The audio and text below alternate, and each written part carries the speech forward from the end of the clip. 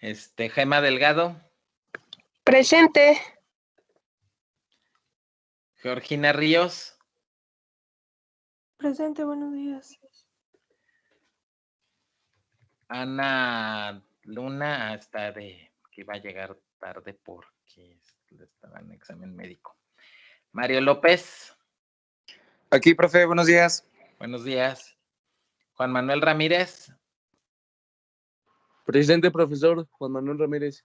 Buenos días. Buenos días. Carla Mota. Presente, profesor. Luis Gerardo Ortiz. Presente, profe. Luis Manuel López. Presente, profesor. María Montserrat. Presente. María Saraí Jiménez. Presente, maestro. Buen día. Buenos días. Mitzi Reyes. Presente. Penélope Pacheco. Presente, profe. Buenos días. Ricardo Rocha. Profe, a mí Ricardo me dijo que te estaba teniendo problemas con su internet. Ah, ok. Rosario Freire.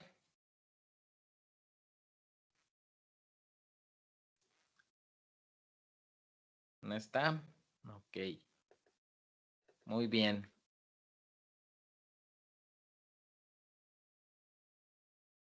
Ya están todos. Ok.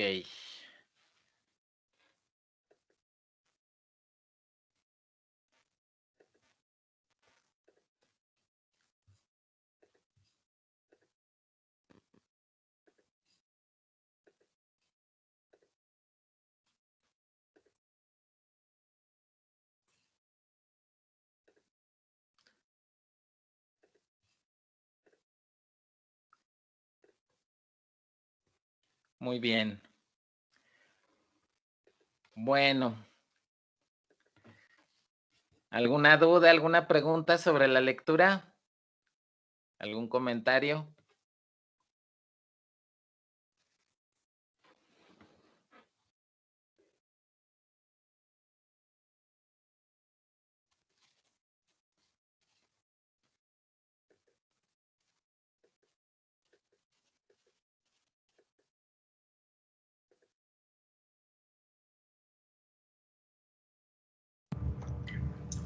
Profe.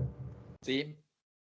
El reporte de lectura es así como tipo, bueno, es que menciona síntesis. Ajá. Y eso es como, bueno, tengo entendido que es poner las ideas más importantes, ¿no? Sí, claro. Entonces yo estoy haciendo así el reporte como si, o sea, solo poniendo, pues, eso. Sí, está bien. Ah, bueno, es que no sabía si era así o era como que poner con tus palabras lo que habías entendido, pero yo supongo que una síntesis es también buena porque pues uno va leyendo y va viendo qué es lo más importante y pues... Sí, claro. Entonces esa era mi duda. Sí, eso es, o sea, hacer una síntesis y al final les pedía como una conclusión personal. Una opinión, ¿verdad? Así es. Ah, bueno. Muchas gracias, profe. Ok. ¿Alguna otra duda, comentario, pregunta?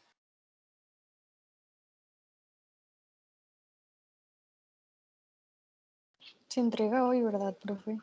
Sí, hoy tienen todo el día para entregarla. Ah, ok. Gracias. Ok.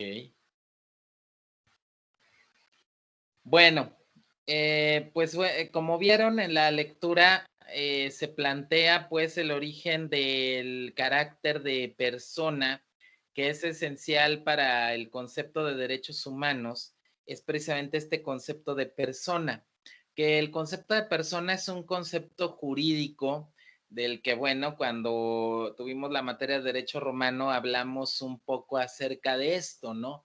Persona viene de una palabra etrusca. Los etruscos son estos pueblos, este pueblo que existió, que dominó el centro y norte de Italia antes de los romanos, y que, bueno, se caracterizó mucho por tomar gran parte de su cultura de los griegos, y entre ellos estaba precisamente el teatro. La persona era la palabra que se utilizaba para las máscaras que utilizaban en aquella época los actores para las representaciones teatrales. Recordemos que incluso al día de hoy el símbolo del teatro, de las artes dramáticas o escénicas, son precisamente la máscara de la tragedia, que es la máscara que es con rasgos de tristeza, y la máscara de la comedia, ¿no? Aquella que representa una cara alegre. Y que finalmente este término persona terminó para ser empleado por los romanos para referirse al ser humano en cuanto a ente jurídico dotado de razón y voluntad y susceptible de adquirir derechos y contraer obligaciones y ejercer sus derechos también. Entonces de ahí viene lo de la personalidad y donde viene este concepto de persona jurídicamente hablando como ente capaz de adquirir derechos y contraer obligaciones y de ejercer derechos también. Lo que nos manejan los autores Yepes y Aranguren en su libro es que precisamente la persona, desde el punto de vista de la antropología filosófica que estudia esta cuestión, la persona tiene tres notas fundamentales íntimas, propias de lo que es, como es, por un lado, la intimidad, en segundo lugar, la capacidad de manifestarse hacia el exterior, y en tercer lugar, la libertad, que es una consecuencia de las dos notas anteriores. Y de esta manera tenemos que el ser humano como persona tiene, por tanto, una serie de características que se derivan de estas tres notas. El derecho a su intimidad, el derecho a su identidad, el derecho a su capacidad de manifestarse al exterior y el derecho, digamos, de el derecho de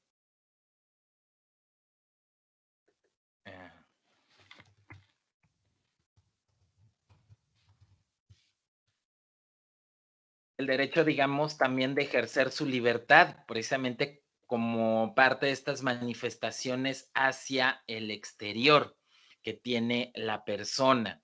Tenemos pues de que esos tres rubros son los de los cuales se derivan los derechos fundamentales. Es curioso que hoy precisamente vivimos una época en que la intimidad, que es una de las notas más importantes de la persona, se ha estado perdiendo, ¿no? Con todo todo este entramado de las redes sociales y del internet y de todos estos medios tecnológicos que nos están llevando a perder la esfera íntima de actuación de la persona, y que poco a poco estamos perdiendo la privacidad y nos volvemos cada vez más públicos en todos nuestros aspectos, ¿no?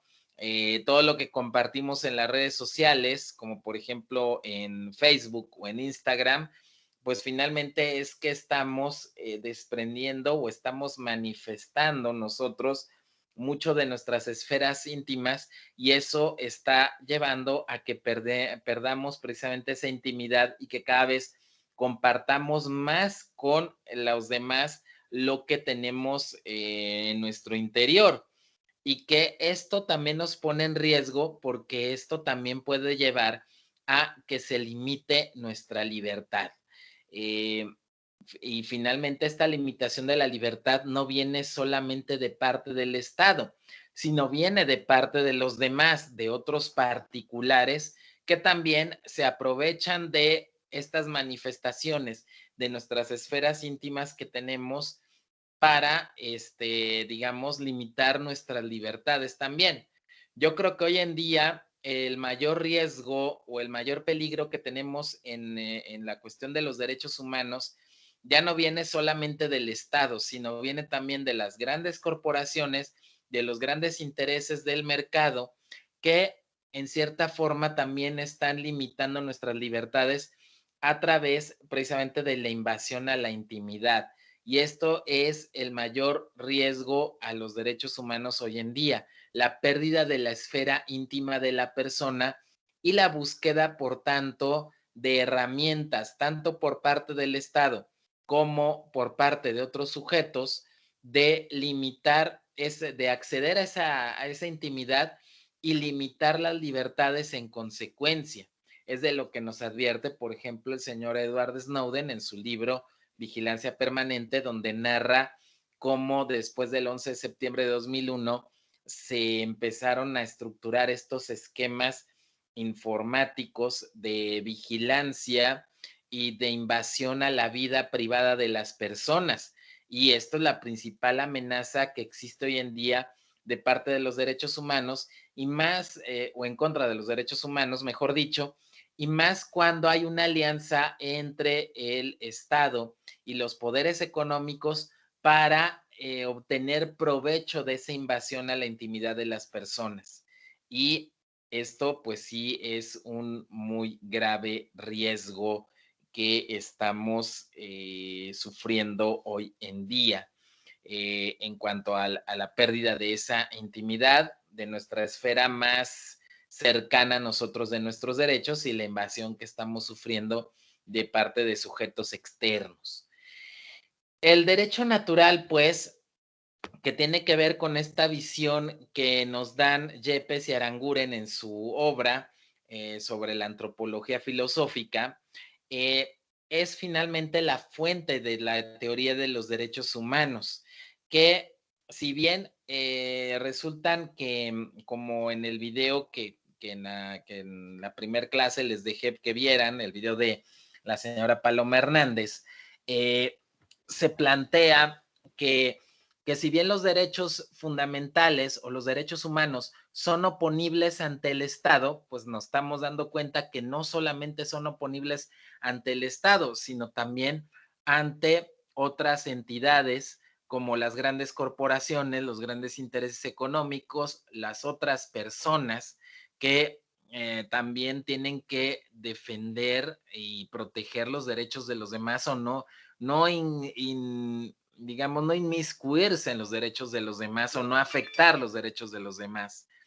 Eso es, pues, lo que se nos viene planteando desde el justnaturalismo, es decir, los derechos humanos, los derechos fundamentales de la persona no son creados por el Estado ni se explican únicamente en oposición al Estado, sino que también sino que existen por sí mismos y son oponibles tanto al Estado como ante cualquier tercero.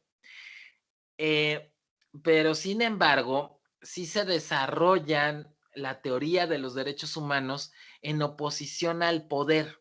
O es más que oponer los derechos al Estado, podemos decir que los derechos se oponen al poder. El poder viene a ser un concepto bastante difícil de definir. Es como estos otros conceptos de felicidad o bien común que no tienen, digamos, una definición clara.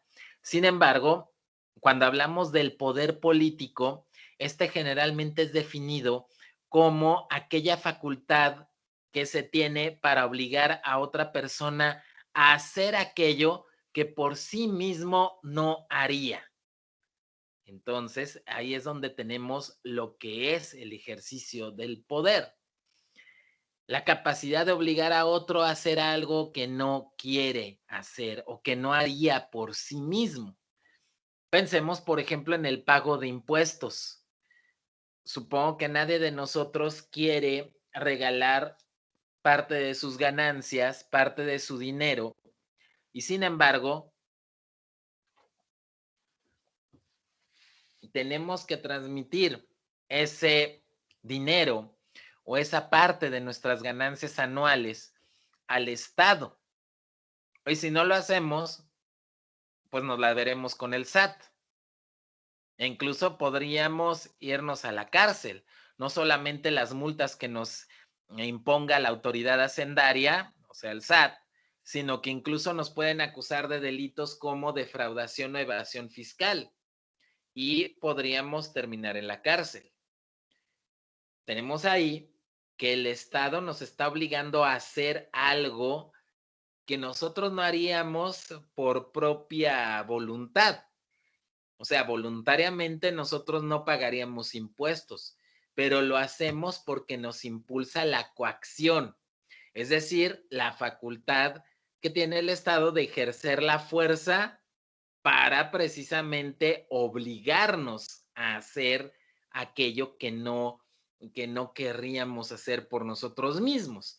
De forma tal que la coacción o el uso de la fuerza viene a ser una manifestación del poder político, del poder del Estado.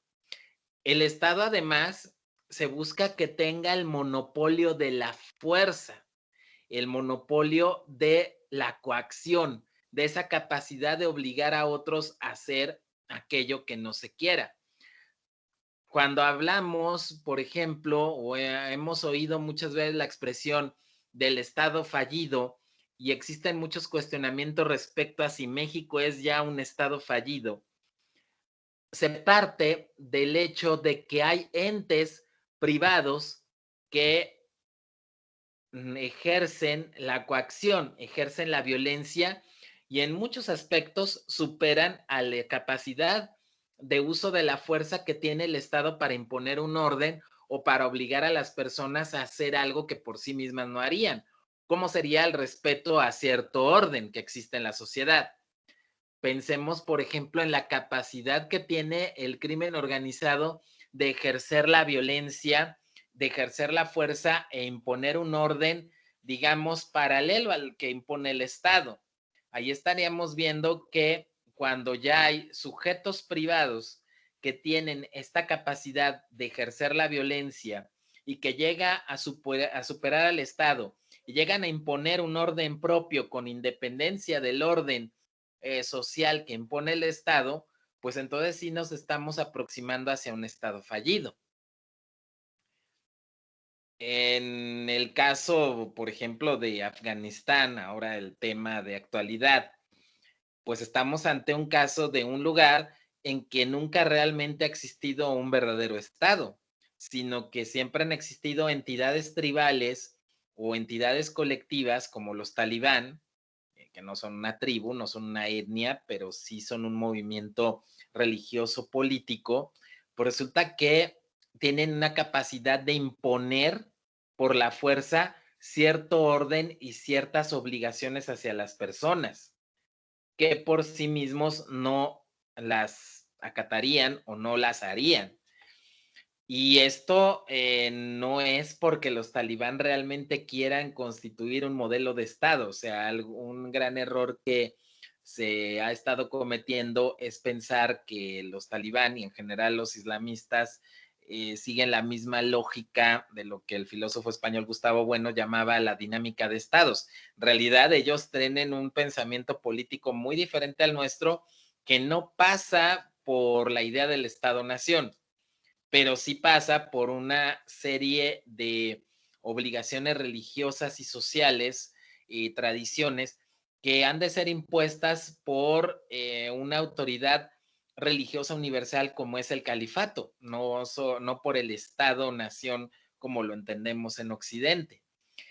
Lo mismo pasa en Somalia, donde el Estado-nación desapareció desde la década de los 90, un Estado-nación que se quiso establecer de manera artificial con posterioridad a la colonización europea y que ha devengado en realidad en la formación de entidades tribales y de entidades también religioso-políticas que ejercen el poder sobre un territorio que ha quedado fragmentado. Y eso se denomina o se trata de mostrar como el ejemplo claro de lo que es un Estado fallido. Pero más que un Estado fallido, tenemos ahí un Estado que nunca existió, que nunca llegó a surgir realmente.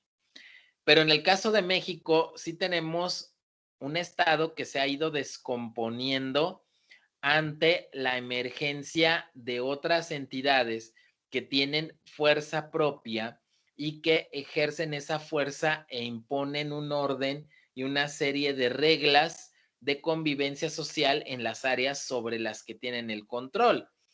Pensemos también incluso en las autodefensas que han estado surgiendo, sobre todo en el estado de Michoacán, desde hace ya casi 20 años que empezó a darse este fenómeno y que evidentemente constituyen una ruptura con el modelo de Estado-Nación, pero que también evidentemente aparecen como entidades capaces de vulnerar derechos fundamentales de las personas y de alterar, pues, la convivencia social entre las personas.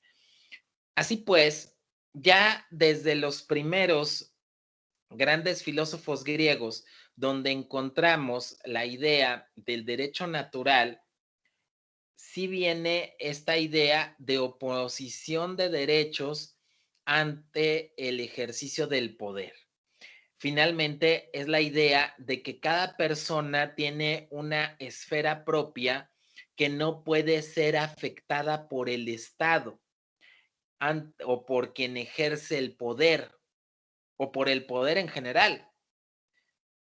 El poder no puede vulnerar ciertas áreas propias de la persona. Así, por ejemplo, ya Sócrates consideraba que la entidad política tiene una finalidad muy limitada, que es lograr la justicia, y que para lograr esa justicia tiene que mantener ciertos principios que son necesarios a ser respetados en la sociedad y a los que, o hacia los que debe de guiarnos el Estado, que son el mantenimiento del orden y la paz, la certeza y la seguridad jurídicas, y que de esta manera todo el derecho debe construirse en torno a estos principios: el mantenimiento del orden, de la paz social, brindar certeza y seguridad jurídica a las personas, es decir, una certeza y una seguridad que, por ejemplo, todos los pactos que haga con otra persona podrán ser cumplidos. Es decir, una seguridad contractual. Fíjense que, por ejemplo, en temas de derechos humanos se ha soslayado mucho esta cuestión de el respeto a los derechos por parte de los demás particulares, por parte de todas las personas que conviven en una sociedad, y el papel que tiene el Estado precisamente como un garante de este respeto de los derechos entre las personas. Y una parte fundamental de ese respeto de los derechos que deben de tener las personas unas con otras es precisamente el cumplimiento de los contratos, y que viene a darse porque el Estado crea un esquema o una situación de seguridad y de certeza jurídicas plena, o un ambiente en el que se da este respeto a la certeza y a la seguridad jurídica. Una certeza jurídica no viene, o la seguridad jurídica no viene a darse solamente porque yo como ciudadano sé qué es lo que me va a pedir el gobierno en tal o cual caso, y que las normas no van a tener, digamos, una limitación en un momento dado, sino que también viene a darse porque va a haber una garantía que va a hacer el Estado de que los contratos y lo que yo pacte con otros particulares va a ser cumplido, y que incluso en dado caso, cuando una persona no me cumpla lo que me prometió, no cumpla con aquello con lo que se comprometió en un contrato, en un pacto que hizo conmigo, yo puedo acudir ante la autoridad y la autoridad lo puede obligar a respetar aquello que contrató, aquello que pactó. Y eso es darme certeza y seguridad jurídica. ¿Por qué? Porque hay una certeza y hay una seguridad de que se van a cumplir los contratos. Y esto es fundamental para, por ejemplo, el desarrollo económico. ¿Por qué? Pues porque el desarrollo económico se da por las actividades entre particulares, y las actividades entre particulares se sustentan fundamentalmente en una serie de contratos, en una serie de pactos entre sí. Entonces, por ejemplo, las empresas que buscan un clima óptimo para invertir van a buscar lugares en los cuales tengan plena certeza de que los contratos se van a cumplir, de que las personas van a pagar, de que las personas van a aportar aquello a lo que se comprometieron en una inversión, de que las personas no se van a esconder cuando llegue el momento de hacer efectivo aquello por lo que se obligaron. Entonces ahí es donde tenemos que la certeza y la seguridad jurídica son fundamentales para el desarrollo de una sociedad. Tener la certeza, por ejemplo, de que si alguien comete un delito en perjuicio de otra persona, ese delincuente será castigado. Eso es fundamental, que no exista impunidad. Y ese es uno de los grandes problemas que tenemos en México, que no hay esa certeza jurídica muchas veces, sobre todo en el marco del derecho penal, que garantice que una persona que cometa un delito va a ser castigada.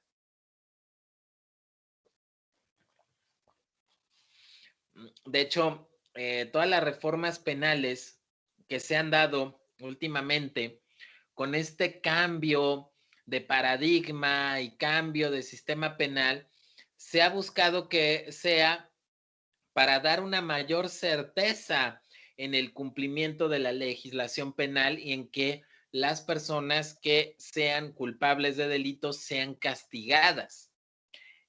Sin embargo, podemos decir que hasta el día de hoy los resultados han sido más bien magros, cuando no hasta han empeorado la situación en cuanto al incumplimiento de la ley y en cuanto a la impunidad que reina. O sea, de mi experiencia profesional, de los asuntos penales que he llevado hasta el momento, me parece que solo un porcentaje muy pequeño realmente llega hacia una condena, hacia una sentencia condenatoria hacia la persona, y creo que la mayoría de los procesos penales ahora se quedan frenados y congelados dentro de la etapa de investigación ante el Ministerio Público, y muy pocos de ellos avanzan hacia la etapa de la judicialización y de ahí hacia la etapa de juicio y a la llegada de una sentencia que imponga la pena a la persona que efectivamente se haya demostrado su responsabilidad, o a una absolución cuando la persona, digamos,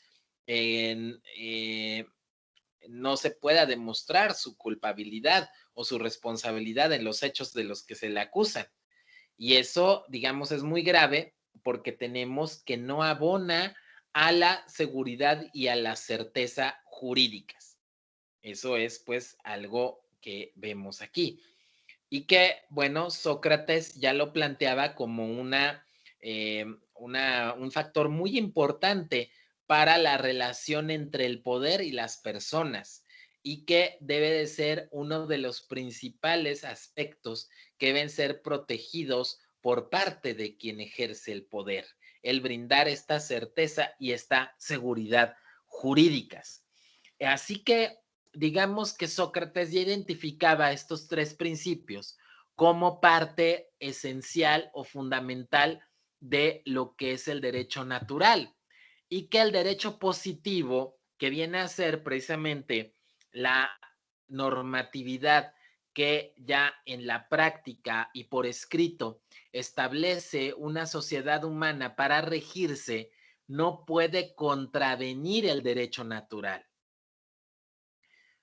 Las normas positivas que contravengan el derecho natural van a tener un efecto contrario al que se busca, lo que se debería de buscar establecer una sociedad.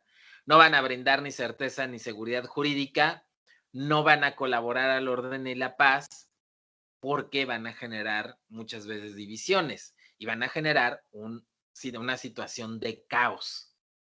Y muchas veces estas normas que vulneran el derecho natural, lo que hacen es, sobre todo, o se emiten sobre todo en interés de sustentar la posición de quien ejerce el poder. en detrimento de las personas. Platón, pues, avanza más en estos planteamientos, pero recordemos que Platón es una postura idealista. Platón habla del mundo de las ideas y el mundo de la realidad y las diferencia. Habla mucho del deber ser de una sociedad y denigra mucho lo que es, como un pálido reflejo de ese ideal, de ese deber ser. Ahí es donde tenemos el famoso mito de la caverna, con el que él describe más o menos lo que plantea, para los que no lo recuerden de la prepa o de algún lado donde lo hayan visto. El mito de la caverna, lo que plantea Platón en una de sus obras, es que tenemos a una serie de prisioneros al fondo de una caverna y que su único contacto que ven con el exterior es que en la pared del fondo de la cueva se refleja la luz del sol que entra todos los días por ahí y que todo lo que pasa por fuera de la entrada de la caverna pues proyecta una sombra sobre la pared del fondo iluminada. Entonces lo único que ellos pueden ver de la realidad son estas sombras y ellos creen que esas sombras son la realidad. No es sino hasta que un prisionero consigue escapar y que contempla las formas, los objetos, las personas, los animales, las plantas, tal y como son, que se da cuenta que esas sombras que se ven reflejadas en el fondo de la cueva no son más que una representación parcial de lo que es la realidad y que la realidad existe fuera de la caverna y que Platón pues planteaba que existe el mundo de las ideas donde todas las ideas existen en su forma perfecta y plena y lo que nosotros contemplamos en la realidad son solo reflejos parciales de esta realidad, digamos, verdadera que constituyen las ideas. Por eso la posición de Platón es idealista. Y Platón lo que busca, o digámoslo así, que es el primero en plantear en sus obras la construcción de una sociedad ideal estructurada en torno al deber ser, en tratar de llegar a lo que debe ser, a ese ideal alcanzar. O sea, nosotros en nuestro derecho positivo es imperfecto, pero debe de tratar de alcanzar la perfección que tienen las ideas. Nosotros no vamos a tener una libertad perfecta, pero tenemos que buscar alcanzar esa libertad perfecta. Y que el logro del ideal y del perfeccionamiento de las personas lo tendremos a través de la práctica de las virtudes morales. Las virtudes son hábitos que brindan un desarrollo o un beneficio al individuo porque lo acercan a la consecución de la felicidad, que la felicidad es entendible como una vida acorde con la virtud y con el pleno desarrollo de las personas, que para Platón consistiría en el logro de la perfección. Posteriormente, digamos que, bueno, hay unas grandes diferencias entre las dos obras principales de Platón, La República y Las Leyes. En La República, Platón sí plantea el logro a alcanzar de una sociedad ideal, tras malas experiencias que tuvo cuando intentó poner en práctica sus doctrinas en Sicilia, en Siracusa, para ser más exacto. Resulta que Platón replantea sus ideas en una nueva obra que son Las Leyes, donde habla o establece la idea del Estado de Derecho, mediante el cual el Estado se somete a la ley, siendo la ley quien encamina o el instrumento por el cual el Estado se encamina hacia el logro del bien común y hacia el logro de la virtud y hacia el logro de los ideales o tratar de aterrizar los ideales a la vida cotidiana. De esta manera, la idea que tiene Platón del derecho natural es como un ideal a alcanzar, y que, bueno, no ha sido compartida este planteamiento por la doctrina principal del derecho natural, que arranca con Aristóteles de Estágira, el filósofo griego, discípulo de Platón. Platón, a su vez, había sido discípulo de Sócrates, y resulta pues de que Aristóteles es en quien se encuentra la base de las tesis justnaturalistas más, digamos, seguidas con posterioridad. Y ahí es donde tenemos que Aristóteles predica una doctrina que se conoce como realismo moderado. Hay un mural en el Vaticano pintado por el artista Rafael Sanzio, que se llama La Escuela de Atenas. Y es una representación de todos los grandes filósofos griegos y romanos de la antigüedad clásica y algunos posteriores, porque ahí incluye también a unos filósofos musulmanes medievales como Avicena y Averroes, pero ahí están todos los grandes filósofos griegos de la antigüedad. Y en el centro de la pintura están en medio Aristóteles y Platón. Se dice que a Platón lo retrató con los rasgos de Leonardo da Vinci, mientras que Aristóteles lo retrató con los rasgos de Miguel Ángel, que eran autores o artistas contemporáneos a él. Estamos hablando del Renacimiento, fines del siglo XV, inicios del siglo XVI. Y algo que es muy característico es que Platón está apuntando con un dedo hacia arriba, hacia el cielo, mientras que Aristóteles está como discutiendo con Platón y señalando el suelo. Es decir, como diciéndole, pon los pies en la tierra. Mientras que Platón vamos a alcanzar el ideal que está por encima de nosotros, ¿no? Entonces ahí es donde se ve esta diferencia entre ambos pensadores. Aristóteles predica lo que se conoce como el realismo moderado, y que no consiste en otra cosa más que en aceptar la realidad con los defectos y las virtudes que encontramos en la realidad. Ahora, la postura de Aristóteles no es pesimista de que pues así son las cosas y nos tenemos que aguantar. Aristóteles plantea que las cosas no pueden llegar a ser perfectas, pero que sí son perfectibles. Es decir, el ser humano puede ponerse como propósito el mejorar, aunque nunca va a llegar a ser perfecto.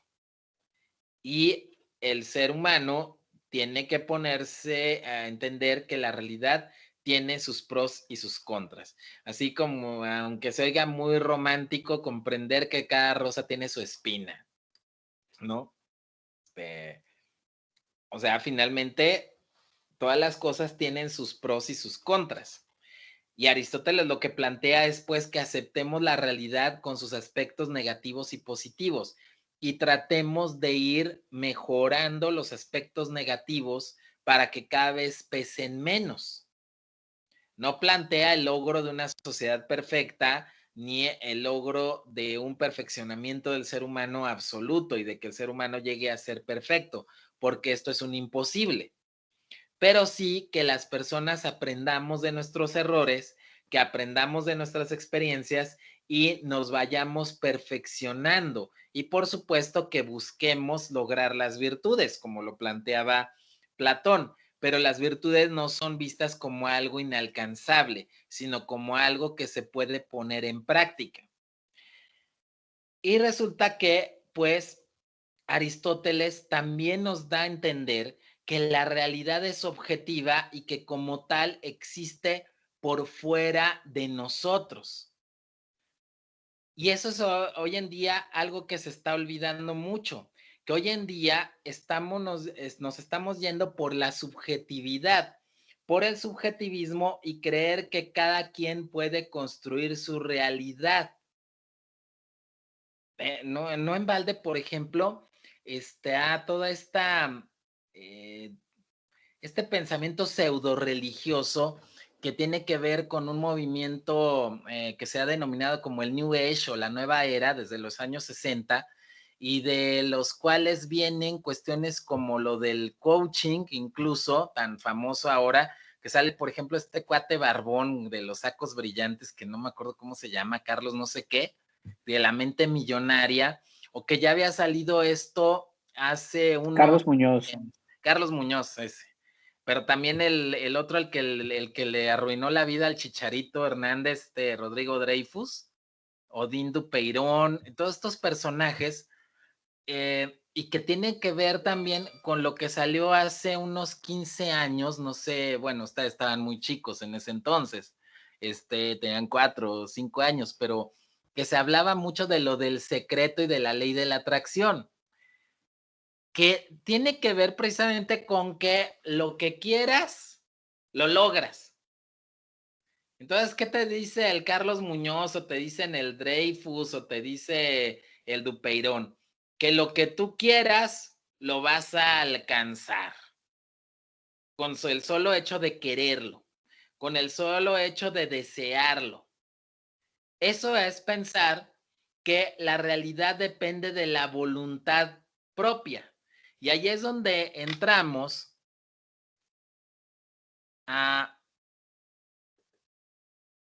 unas cuestiones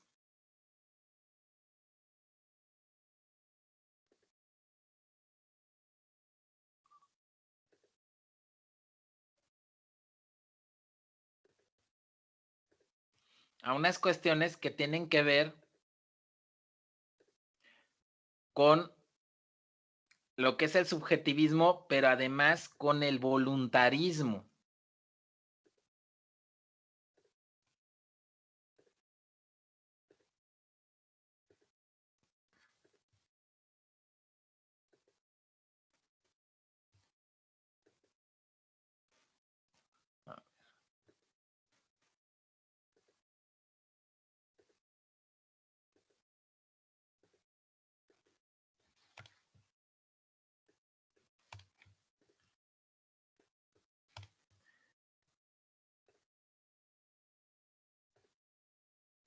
Sí, por ejemplo, tenemos lo que es el subjetivismo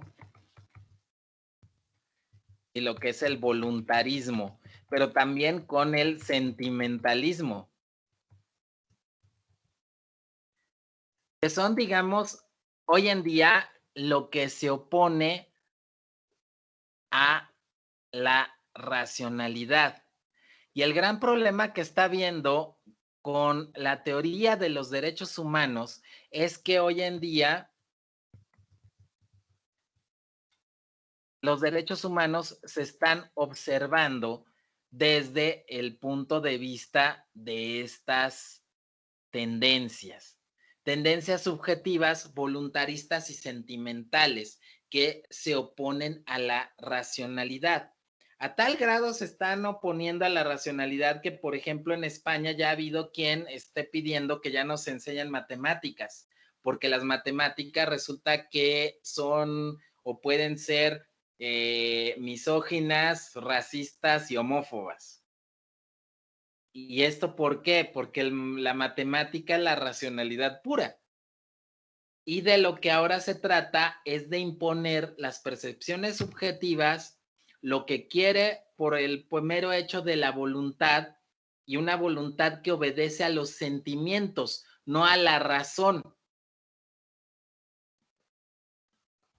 Y esto lo podemos ver incluso con estas cuestiones de lo que te plantean en las tesis estas de la ley de la atracción, o todo lo que te hablan estos del coaching.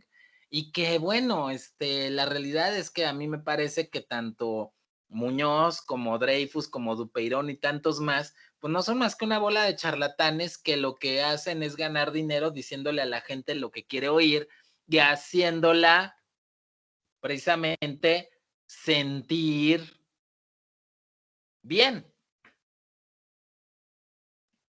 Y bueno, el caso del futbolista Javier Hernández, el Chicharito, pues creo que es una muestra de que han provocado todo lo contrario, estas ideas, en vez de ayudarlo. Pero, por ejemplo, se está abandonando, por ejemplo, la religión, sobre todo el cristianismo, en aras de estas ideas, y se habla de que tú puedes decretar, que decrétalo y se darán las cosas. O sea, pues ni que fueras el presidente o el Congreso de la Unión para emitir decretos, ¿no? O sea, yo decreto que voy a tener un Ferrari, ¿no? Y ya salgo de mi casa y voy a encontrar el Ferrari en la cochera, ¿no?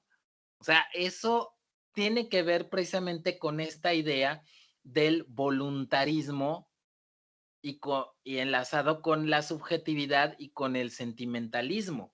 Y esto es negar la realidad que existe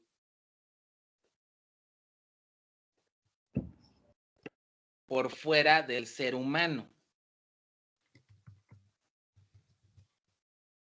Esto no quiere decir que no podamos modificar la realidad, pero también tenemos que ver que nuestras percepciones subjetivas, nuestros deseos y nuestros sentimientos tienen que sujetarse a la realidad. Muchas veces la realidad la tenemos que aceptar y tenemos que aceptar que no podemos cambiarla toda o crear una realidad que sea, que sea totalmente de acuerdo a lo que nosotros deseamos y tal como nosotros queremos que sea. Y luego tendríamos que ver si efectivamente lo que nosotros queremos o lo que nosotros percibimos es lo correcto. Y eso es algo que no se da.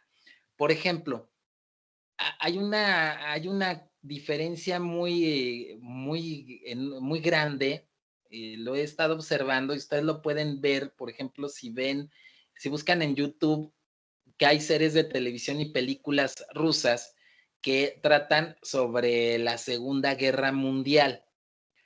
Mientras que en nuestros países occidentales, la visión de la guerra es totalmente negativa y hay la idea de evitar conflictos a más no poder, de evitar ofender, evitar agredir, evitar, digamos, caer en conflictos.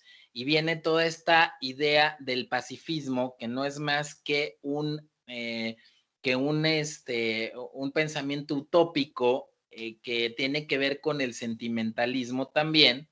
Simplemente las canciones de los Beatles, que eran muy pacifistas, o la posición de muchos de estas figuras de la farándula en sus declaraciones o en sus canciones, por ejemplo, tienen que ver con esta concepción pacifista. Y en cambio, vean la mentalidad de los rusos. Los rusos, por supuesto que creen que la guerra no es nada deseable, pero sin embargo, consideran que es algo inevitable y que es propio de la naturaleza humana. En otras palabras, consideran que es parte de la realidad del ser humano. Es decir, en Rusia hasta el día de hoy, por ejemplo, se fomenta mucho los valores marciales entre los jóvenes. Incluso tienen clases en las que les enseñan tanto a hombres como mujeres a armar y desarmar fusiles de asalto AK-47, disciplina militar, clases de tiro, etcétera. ¿Por qué? Porque dicen que el ciudadano debe estar preparado ante la eventualidad de una guerra, como lo estuvieron sus abuelos en la Segunda Guerra Mundial, dispuestos a defender a Rusia de la invasión nazi, de la Operación Barbarroja en 1941. Entonces, los rusos, por supuesto que dicen, la guerra hay que evitarla, pero muchas veces no vamos a tener más remedio que irnos a la guerra. ¿Por qué? Porque la guerra es inevitable y está ligada a la naturaleza humana. Y si se da la guerra, pues vamos a hacerlo, vamos a estar preparados para enfrentarla y para vencer. Y no hay, digamos, esta idea de que vamos al final a agarrarnos todos de la mano y a estar cantando Imagine de John Lennon sobre un pradito verde y bajo un cielo azul con nubes blancas. No. Así como el paisaje de los Teletubbies, ¿no? No. Los rusos consideran que la guerra es horrible, pero es parte de la realidad. Así como parte de la realidad son los desastres naturales. Se puede decir que la guerra es un desastre natural de la naturaleza humana. Así como hay terremotos, hay erupciones volcánicas que no son bonitas, si no vean lo que acaba de pasar en Puerto Vallarta ahora que pasó el huracán, o sea, todos los destrozos que hubo. Pero sin embargo, estos desastres naturales contribuyen a la decoración, digo, no a la decoración, pero sí a la transformación del paisaje y a los cambios que la naturaleza misma hace en el mundo. Los terremotos son indicación del movimiento de las placas tectónicas y una reconfiguración de los continentes. Las erupciones volcánicas pueden crear islas nuevas, hacer emerger tierras o hundir otras. Pueden crear valles, pueden crear nuevos cauces para nuevos ríos, pueden cerrar otros. En fin, todo es parte de del mismo ordenamiento de la naturaleza. Y es indudable que la guerra ha contribuido también al desarrollo de las sociedades humanas. O sea, mucha de nuestra tecnología moderna tiene que disfrutamos ahora con fines de entretenimiento, con fines de facilitarnos nuestras labores diarias, pues surgieron en los campos de batalla o se aplicaron primero en los campos de batalla. La telefonía celular, por ejemplo, tiene sus bases en los sistemas de radiocomunicación del ejército de Estados Unidos en la Segunda Guerra Mundial. Las cajas automáticas de cambio de los coches surgieron originalmente como parte de las cajas de cambios de velocidades de los tanques, para que el conductor de los tanques, que ya tenía que manipular palancas para dirigir los tanques no tenían volantes, sino con palancas se activaba o se apagaba una u otra oruga, lo que permitía al tanque dar vuelta, pues resulta que no tuviera que estar moviendo una tercera palanca de velocidades constantemente, lo que le podía ser peligroso porque en lo que cambiaba de primera a segunda, pues resulta que no daban vuelta y les alcanzaba el cañonazo del enemigo. Entonces eso era fundamental. Entonces digamos que los rusos aceptan esa parte de la realidad. Y eso lo pueden ver en esas series de televisión, en esas películas que hay en YouTube que producen las televisoras y los estudios cinematográficos rusos, y hay esa mentalidad. O sea, pues sí, la guerra es horrible y todo, pero es también inevitable porque es parte de la realidad. Y hay que aceptarla. Y hay que tratar de que sean menos duras, que haya cierta humanidad en librarlas, es otra cosa, pero de que es inevitable, es inevitable. O sea, eso marca una diferencia enorme entre lo que está pasando en Occidente y lo que está pasando en estas otras áreas culturales del mundo, con los rusos, con los musulmanes, con los chinos. O sea, ellos tienen un pensamiento hoy en día mucho más realista que lo que mucho más realista y mucho más racional que lo que estamos teniendo en Occidente hoy en día.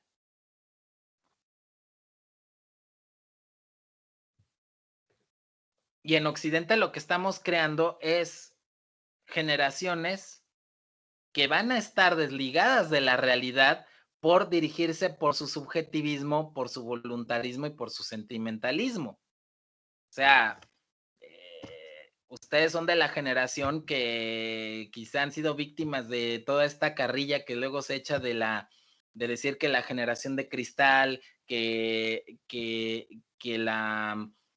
no aguanta nada, etcétera, etcétera. Pero eso tiene que ver porque han sido parte de una generación que han sido bombardeados mucho con estos elementos. Y eso lo podemos ver en las letras de las canciones que están de moda o en los contenidos de los programas de televisión que ustedes con los que ustedes crecieron. O sea, eso es algo que sí es indudable y que ha afectado mucho a las generaciones en torno a creer que la realidad depende de la voluntad, del sentimiento y de la percepción subjetiva de cada uno, y no que la realidad existe fuera.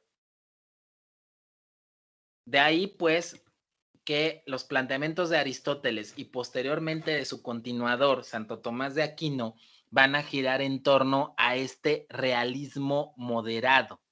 Y es un realismo moderado porque también hay otras tesis que son hiperrealistas. En el hiperrealismo, por ejemplo, encontraríamos a personajes como, por ejemplo, Nicolás Maquiavelo, o más modernamente a Henry Kissinger. Henry Kissinger, que fue secretario de Estado de Estados Unidos en los años 70, pues resulta que estos personajes son algo así como los partidarios de que life and world sucks, o sea, todo es malo.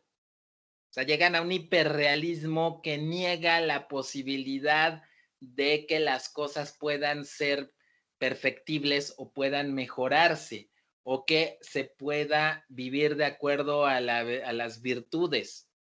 Ellos creen que ya el mundo está perverso y todos estamos perversos y no tenemos otro camino.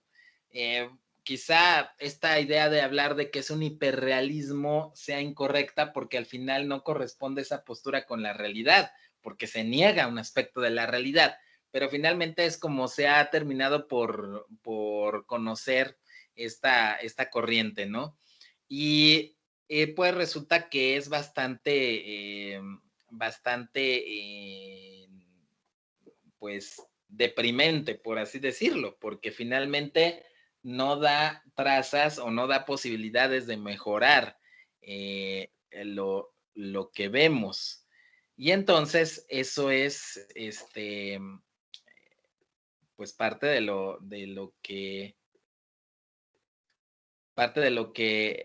que vemos que se da en la evolución del pensamiento.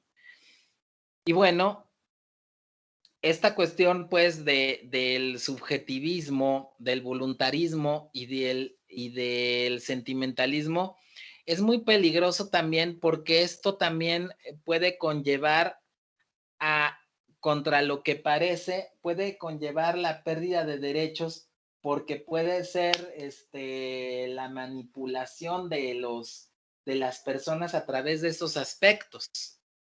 Nadie es más manipulable que a través de los sentimientos.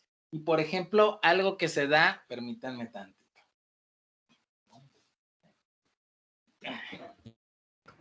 Andaba mordiendo algo que no debía de morder.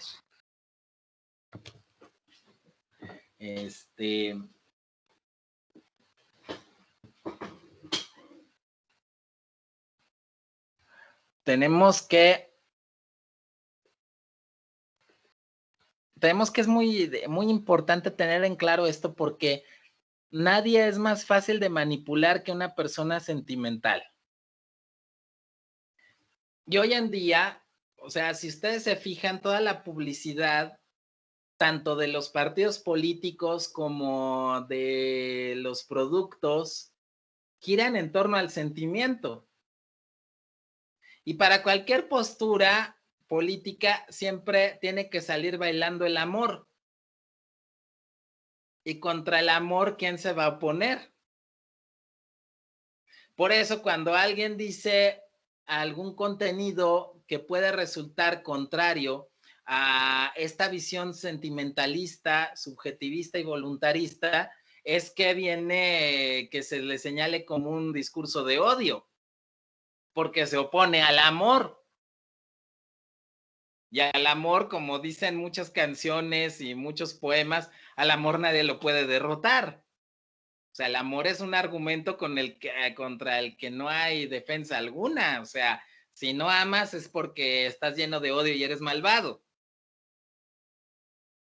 Pero el amor, finalmente, aquí visto como un mero sentimiento humano, pues resulta que es el argumento final para tolerar todo, para defender todo y para imponer todo. Y esto es una manipulación que se hace con los sentimientos. Y el sentimentalismo es un instrumento perfecto para manipular a la gente a través de sus sentimientos y sus emociones.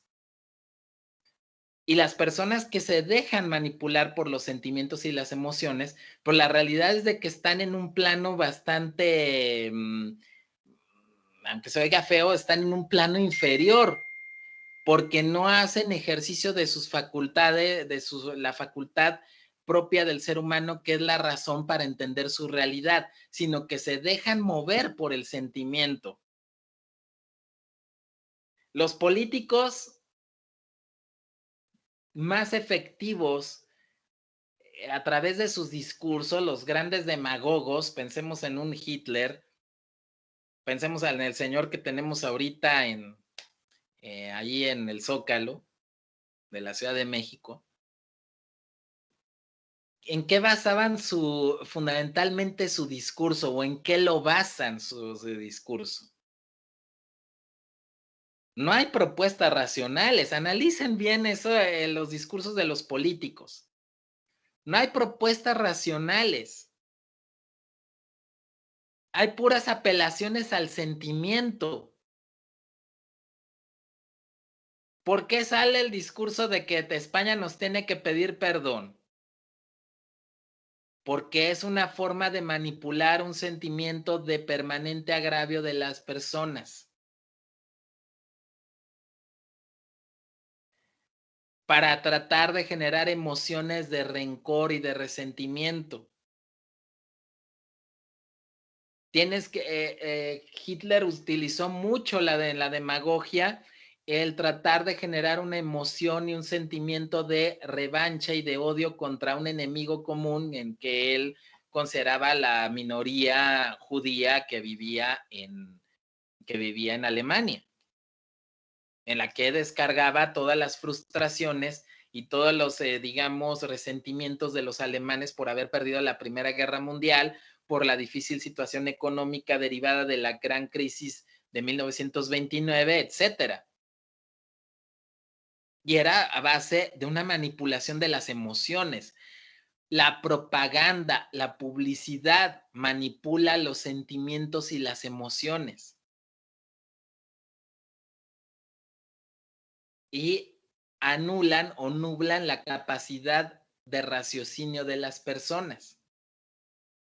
Por eso hay que tener mucho cuidado con lo que vemos hoy en día, porque lo que nos venden los medios de comunicación y nos venden los políticos es una manipulación a base de los sentimientos y a base de las emociones, que es al final para beneficiar a unos cuantos y para suprimir las libertades de las personas y realmente vulnerar los derechos cuando aparentemente se están defendiendo derechos.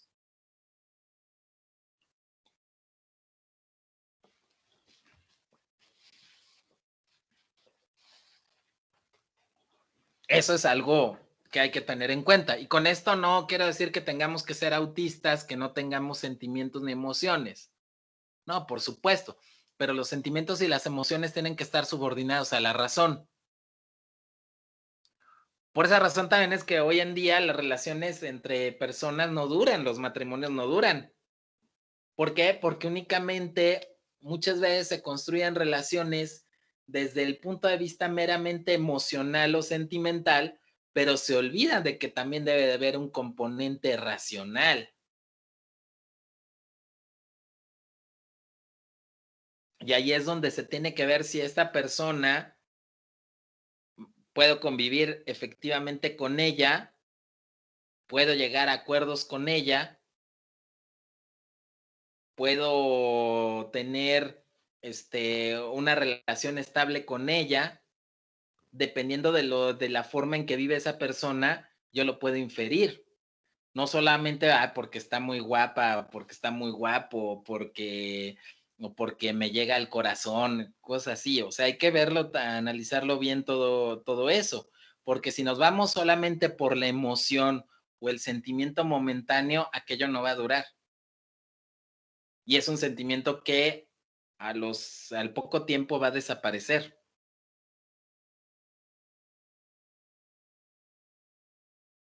La persona envejezca, el físico, el atractivo físico va a desaparecer.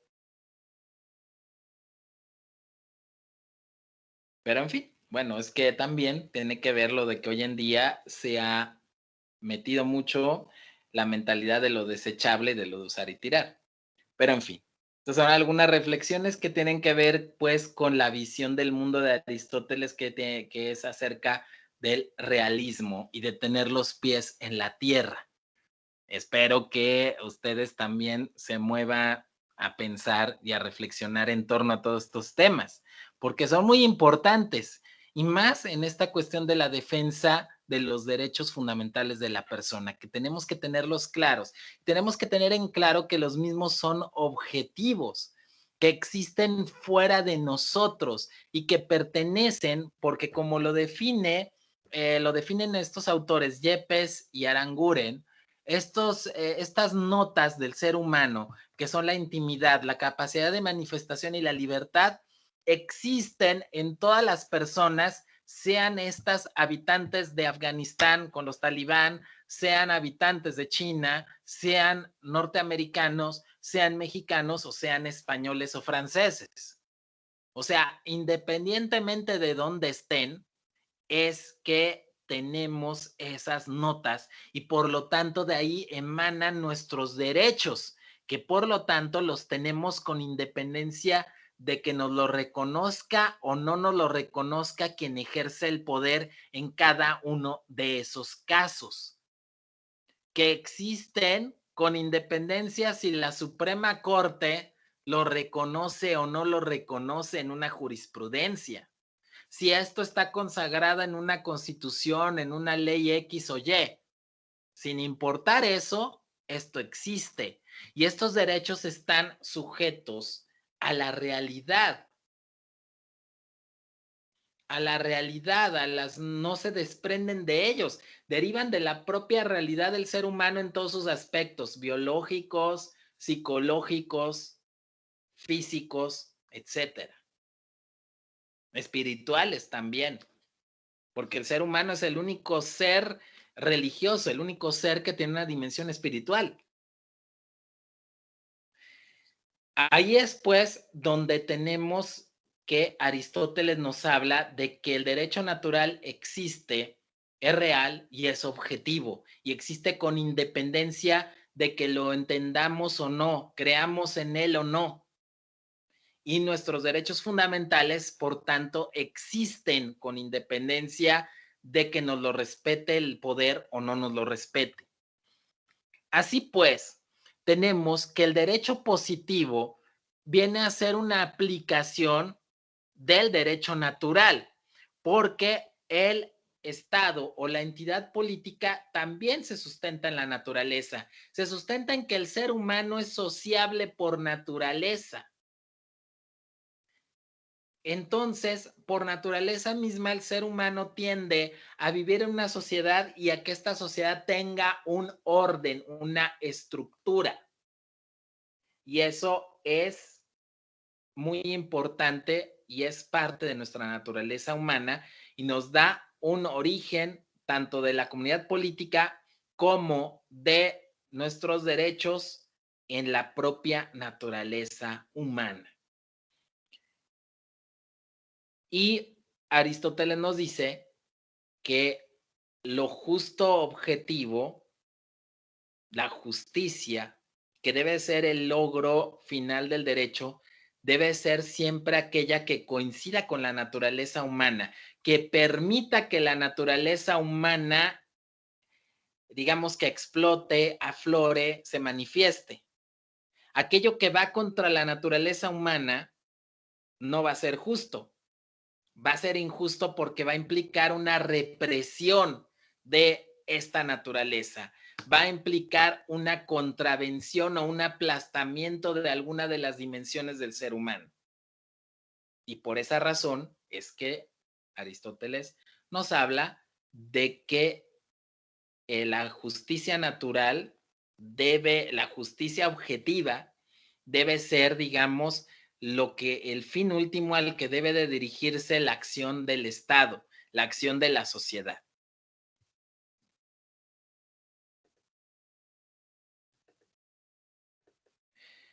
Posteriormente, a Aristóteles y Platón tenemos que el cristianismo también aporta elementos fundamentales al desarrollo de la teoría de los derechos humanos. Le guste o no a muchos, pero la realidad es que nuestra sociedad occidental descansa sobre, como por ahí un autor decía, no recuerdo ahorita quién, decía que la civilización occidental es producto de 3 ciudades. Roma, que nos aporta el derecho, Atenas, que nos aporta la filosofía, y Jerusalén, que nos aporta las concepciones espirituales que tenemos en Occidente.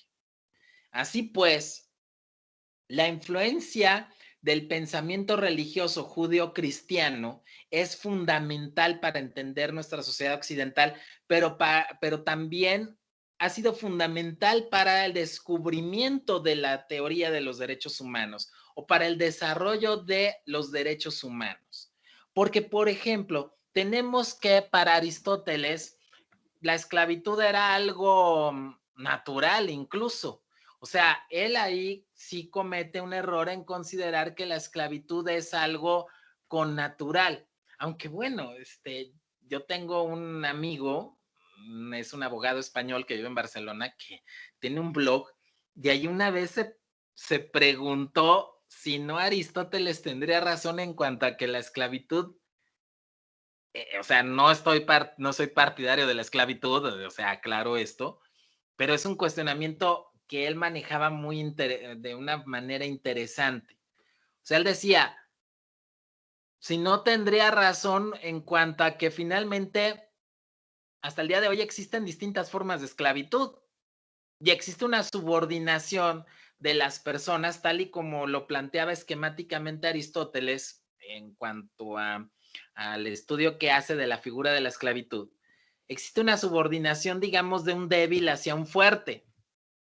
Y un débil generalmente acepta subordinarse al fuerte y desarrollar ciertas tareas o tener una actividad para con el fuerte, a cambio de que éste le dé una protección, le dé ciertos beneficios. Y quizá hoy en día existan muchas formas de una esclavitud, digamos, natural, encubiertas, desde cuando le debes al banco, por ejemplo, y que tienes que destinar parte de tus ingresos al pago de un crédito bancario, de tu tarjeta, o porque solicitaste directamente un crédito para solventar ciertos compromisos, para ciertos proyectos, etcétera, pues ya en cierta forma te estás esclavizando de una manera voluntaria a través de la firma de un contrato. Pero que, digamos, encubiertamente sí conlleva una subordinación que podría ser equiparable a la esclavitud. Cuando no, ya tenemos, pues, desgraciadamente, que muchísimas personas viven en una situación de sometimiento. Por ejemplo, esto es increíble, que lo de que, por ejemplo, a México se le pretende sancionar por la FIFA por cierto grito que lanzan los aficionados en los partidos, sobre todo cuando el portero va a hacer un despeje, ¿no? Y resulta que van a hacer el mundial en Qatar, donde las personas a las que presuntamente se hace alusión en ese grito son condenadas a muerte y donde los estadios han sido construidos con mano de obra esclava.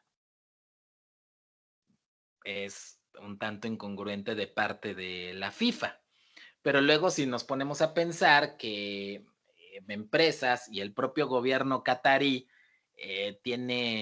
son dueños de de varios equipos de fútbol europeos importantes y aportan una gran cantidad de dinero a organismos deportivos como la FIFA o el Comité Olímpico Internacional, pues entendemos muchas cosas, ¿no?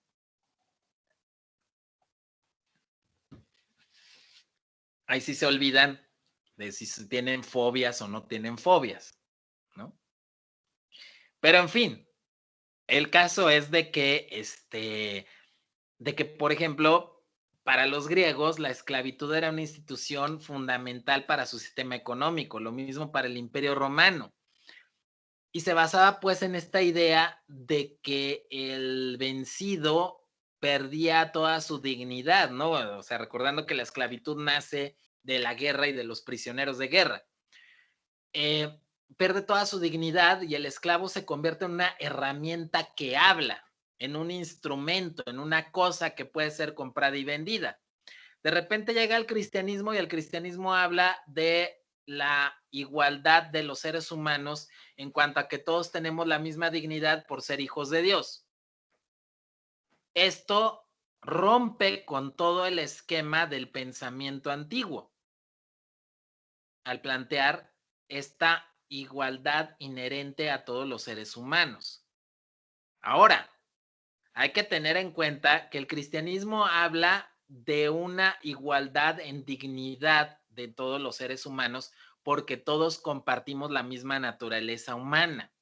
Así lo podemos traducir, digamos, en términos laicos. Pero realmente vemos que en el ser humano existen desigualdades y que son desigualdades naturales.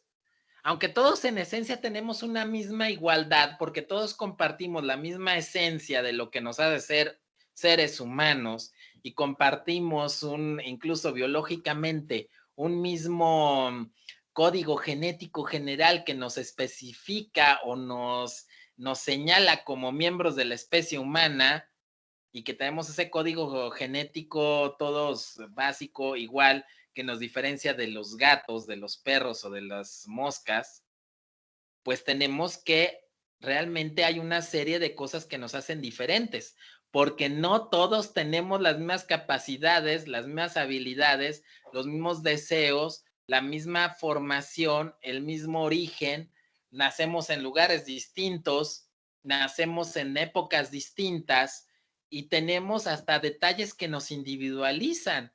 El color de los ojos, el color del pelo, el tono de la piel, etcétera.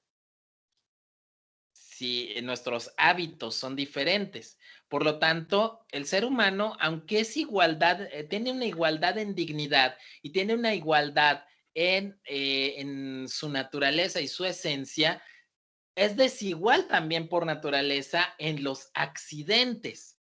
Y esto es muy importante, es un concepto fundamental en filosofía, el tener en cuenta lo que son la sustancia y el accidente. La sustancia es lo que hace que una cosa sea lo que sea y no otra. Los accidentes son aquellos, digamos, circunstancias, modos que diferencian las cosas que comparten la misma sustancia. Y que son accidentes que podrían ser o no ser y no por ello esta cosa dejaría de ser lo que es. O sea, si una persona es escandinava y tiene el pelo rubio y los ojos grises y tiene pecas, es tan ser humano como un nigeriano que es de piel negra, de cabello muy rizado y ojos oscuros. Los dos son seres humanos, comparten la misma sustancia, pero los diferencia una serie de accidentes. Pero hoy en día, por ejemplo, se está tratando o hay un verdadero trauma alrededor del concepto de igualdad. Y sobre todo en los términos de la igualdad económica. Y hay toda esta, sobre todo esto se ha dado por la influencia del marxismo, y que finalmente el marxismo viene de esta idea de lograr una igualdad absoluta entre todos los seres humanos. Y esto finalmente termina por destruir todos los demás derechos de los seres humanos y todas las libertades de los seres humanos. ¿Por qué? Porque tienes que eliminar todas las características accidentales que tienen las personas y que las hacen desiguales a otras. Y entonces terminas por también truncar los desarrollos de las personalidades de todos los demás seres humanos y terminas abocándote a un imposible que es la eliminación de los accidentes y tratar de lograr una igualdad absoluta, y eso es un imposible. Y bueno, eso se origina también porque yo digo que el pasaje más polémico que tiene la Biblia es el pasaje en el que un joven rico va con Jesucristo y le dice que qué tiene que hacer para seguirle. Y Jesucristo le dice, ve, vende todo lo que tienes y luego ven y sígueme. Y el chavo, como era muy rico, pues dice, no, ¿cómo voy a dejar mis lujos? Y se va.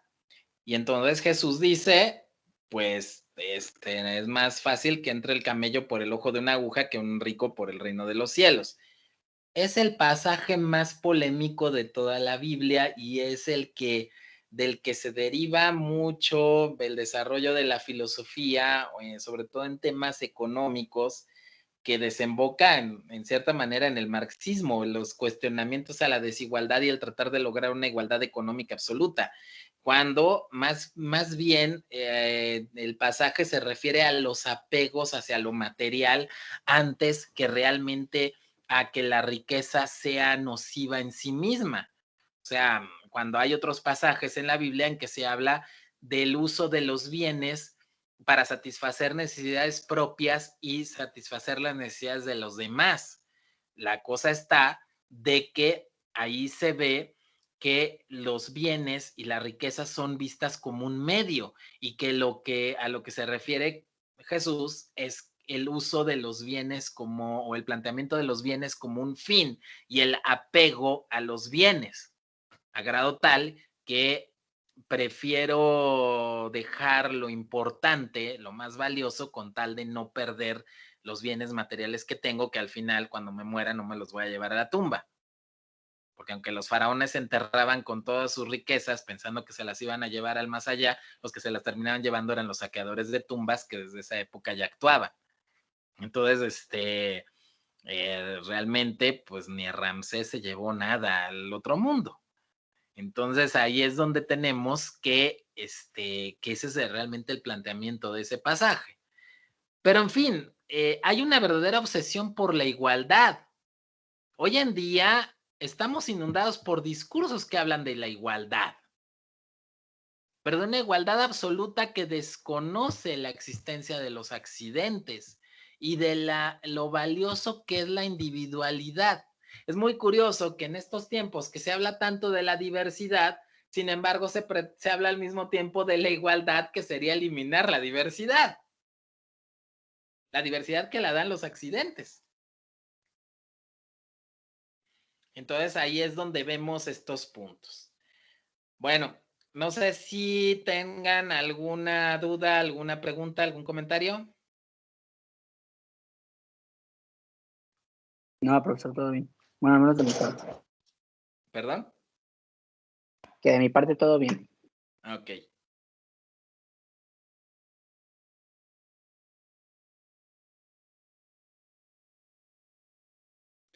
Bueno, pues si no hay más, aquí lo dejamos. Entonces tienen hasta el día de hoy en la noche para presentar la tarea y pues les agradezco mucho su atención y nos vemos el jueves. Vale, profe. Okay. Gracias, descanse. Muchas gracias, profe. Buen día. Profesor. No hay de qué. Gracias, profe. Descanse y buen día. Igualmente.